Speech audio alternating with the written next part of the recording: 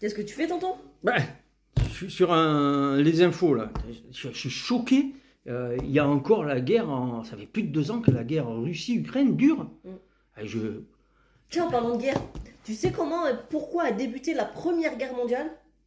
bah, précisément non. Ok, bah bouge pas, je m'assois et je t'explique. On va apprendre encore quelque chose. Bah en fait, tonton, à la veille de la guerre, les grands pays d'Europe, en 1914, ne s'entendaient pas très bien en fait. Chaque pays se méfiait de la puissance de son voisin.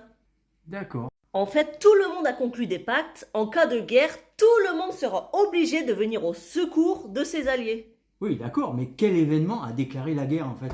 Bah, tout commence avec un assassinat le 28 juin 1914. Alors qu'ils étaient en balade, un Autrichien et sa femme sont tués par un terroriste.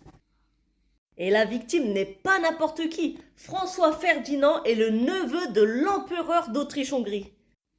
Ouais, son assassin, un jeune Serbe, l'a tué parce que, comme beaucoup de Serbes, il détestait l'empereur et toute sa famille.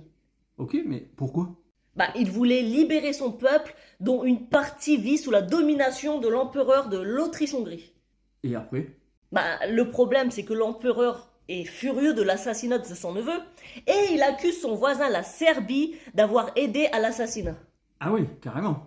Et un mois plus tard, le 28 juillet 1914, l'Autriche-Hongrie bombarde la Serbie et c'est la guerre.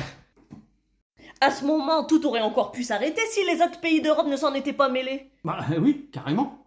Mais la Russie décide de venir en aide à son allié, la Serbie. Puis l'Allemagne, alliée de l'Autriche-Hongrie, décide de faire la guerre à la Russie. Ah ouais. Et là, tout s'emballe et la guerre s'étend sur le reste du monde. La guerre durera 4 ans et fera 10 millions de morts. Eh ben, salut.